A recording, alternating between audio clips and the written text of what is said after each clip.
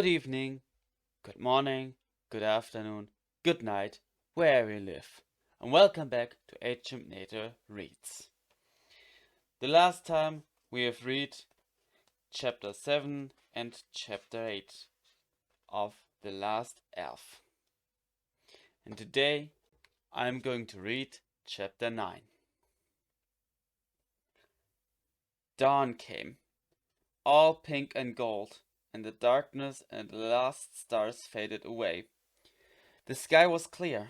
A landscape of green hills shone brightly under the sun, dotted with little valleys still filled with fog. A few birds sang. The first to wake was the troll, followed by the little elf, who didn't stop commenting even for a moment on the troll's handsomeness, power, and enormous size. The little elf commented on the splendor of the purple crests that the troll had beneath his neck, which were now covered with drops of dew that glittered in the light. Then he praised his limbs, which looked like half-moons on a midsummer night, and his round, reddish nose that looked like a full moon on a midwinter night. Then he spoke profusely of the kindness of the two giant humans, now awake, who transformed dead trees and trees in their death throes into cradles and tables and toys. Tears of emotion shone in the eyes of the troll and the woodcutters. One of the two giants brought out his knapsack to offer everyone breakfast. Startled, the hunter looked off at him with puzzlement, as though he had just met the ghost of his own father. The knapsack contained 6 corn cobs of the astronomical figure of a whole one each, and a piece of smoked ham. Jorskrunkskwakeljonostrink looked sorrowfully at the piece of ham and uttered a little groan. It was quite restrained compared with his laments over the rabbit, because the creature's death was too far in the past now to evoke the pain and fear of death. "So, can we eat it?" the hunter asked hopefully. "Never!" replied the little elf. He turned to the troll and the giants. "You're not going to eat a creature that used to be alive. You who are so handsome and kind?" Who? Us? Not us. Who knows how it ended up in a knapsack? We are handsome and kind, not eat this thing you not want. The hunter was growing more and more puzzled and alarmed. The whole conversation, which seemed entirely normal to the little elf, struck him as strange for some reason. As the corn cobs roasted on the fire, the little elf dug a tiny hole and buried the piece of ham. He covered it over and decorated it for want of flowers with a bunch of red berries.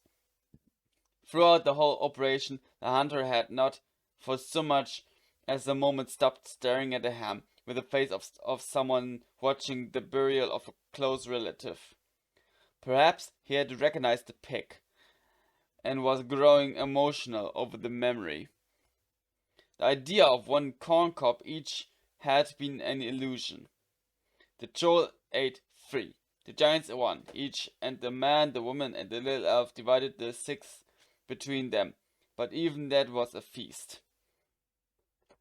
The idea of 1 corn cob each.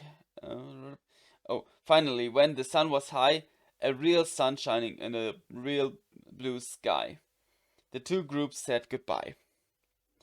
The man, the woman, and the little elf walked along, followed by the dog, and in the bright sunlight. In a little glade, they found a piece of parchment nailed to a tree. It marked the passage of 2 dangerous bandits, traveling in the company of one of the ugliest trolls ever seen in a living memory. A reward was offered. The little elf thought it was a stroke of luck.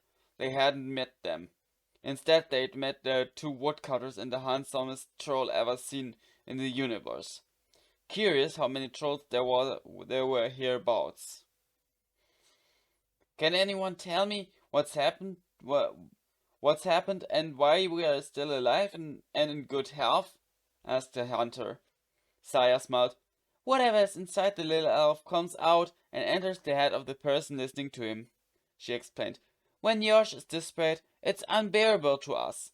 And when he's frightened, we start to panic. Even so, we go on thinking our own thoughts as well. But to simple minds, what the little elf says is a kind of flute. It fills their heads. He said, handsome and kind, and they, how can I put it, adapted to the definition. Simple minds? Asked the hunter. Simple minds, she confirmed. Simple minds, the hunter repeated. Then he stopped and struck his forehead with his hand. For you forgot the rope. It was tied to the tree as a swing. You wait for me here. I'll run and get it. The woman, the little elf, and the dog sat down in the glade. The sun was a real joy. The hunter ran like the wind. He reached the spot where they had set up their camp, but the ham's grave had already been opened and emptied. Even the simplicity of simple minds had its limits. He hadn't been alone in thinking of recovering the corpse. He took down his rope, rolled it up, stowed it in his knapsack, and then set off back along the road. As he walked, he thought of the conversation that had been left in midair. What was that about a prophecy? He rejoined the others in the glade and asked them. Yosh Krunk searched his memory and recited. When the water covers the earth, the sun will vanish. The darkness and the cold will come. When the last dragon and the last elf break the circle, the past and the future will meet. The sun of a new summer will shine in the sky. What does that mean? I don't know. Didn't your grandmother ever talk to you about the rain? Of course she talked to me about the rain. And what did she say? Didn't your grandmother ever... she said, it's raining again today, or cover yourself up, it's raining, or the blankets are going moldy. Once she said, the roof's leaking. Another time she said, frogs will come and live here. Then the third time I caught a cold. Did I ever tell you about the third time I caught a cold? It was when the mucus blocking my nose turned into... No, I mean, didn't your grandmother ever tell you anything about why it has been so cold and has rained so much over the past few years? Didn't she ever tell you whether it would stop sooner or later, or whether there was anything we could do to make it stop? Anything like that? Oh, that! No, she never said a word. Are you sure? Yes. Alright then, said the woman. What do you know about dragons? They are big. They've got wings. They fly. They are difficult by nature, especially since man massacred them, and they are the keepers of the ancient secrets of the world, and they can read the runic scripts. Not like some people I know, naming no names, who think they are just scribbles. We've got to find the last dragon, and the man broke off as though something had suddenly occurred to him. He looked at the little elf and didn't dare continue. The last elf, the little elf said, finishing his sentence. Poor thing, the last elf. It must be terrible to be the last elf, to be always on your own, aside from the fact that there won't be any more elves. It's appalling. Appalling! It hurts me even to think about it. Hey, it means I might meet another elf. And when I meet that elf, he won't be the last one, because there will be two of us. And it'll be love. The little elf stopped. A shadow crossed his face. But if I exist, he can't be the last one. There was a silence, a long silence. I'm the last elf. Silence, a long silence. Suddenly, the sun disappeared and the fog rose up. A bird cried hoarsely. The woman bent down and wrapped the little elf in her arms and held him tightly, as she had never done before. It's a prophecy. We don't know what era it refers. So, perhaps it'll happen in 1,000 years. Perhaps it isn't even true. Prophecies aren't always true, in fact. The little elf turned ashen. All the light fled his greenish blue eyes. Maybe 2,000 years, the man agreed. Maybe it'll never happen. He too had bent down and put his arms around the little elf. They stood there like that, a single block in the fog. Soft rain began to fall. Not even then did they move. The dog joined them, bringing the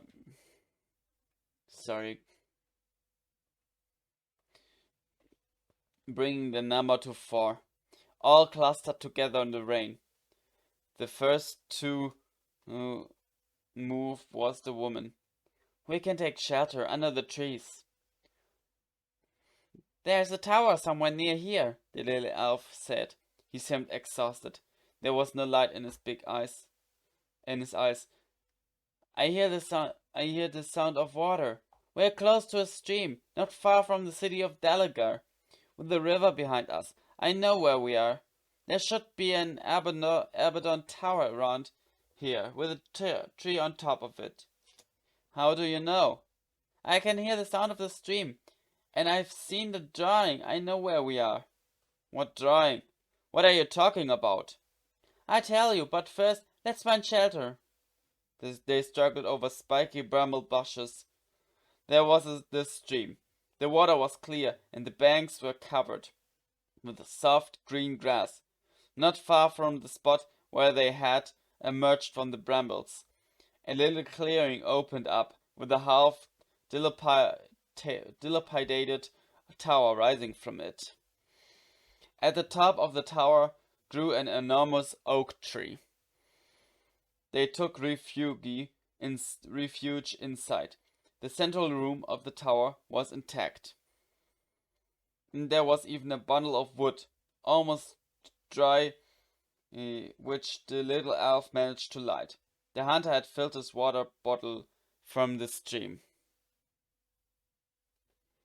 And there was enough for everyone. He had even managed to catch a trout and explained to the little elf, that there was no choice. Either the fish died or they, elf, woman, dog, would die of hunger. The little elf nodded, calm and silent. He distracted himself from his despair by trying to find a name for the dog. Might not be a bad name. The one who never abandons you. For you. Perhaps it needed shortening a bit. Faithful? Fidelity? Wasn't there an old word his grandmother had taught him? That was it. Fido. At last the perfect name. Fido, the faithful one. That was the right name. My faithful companion. My faithful dog. Fido. Having found a name for the dog, the little one returned to his despair. He was the only one left. The others, hunted, chased, deported, mocked, sometimes hanged, sometimes more simply left to die of hunger, were all dead, expelled from the realm of the living.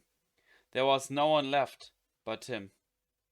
He was the last one. Okay, everyone. This was chapter 9. The next time I'm reading chapter 10. But now I say, have a good day, good afternoon, good morning, good night, wherever you live.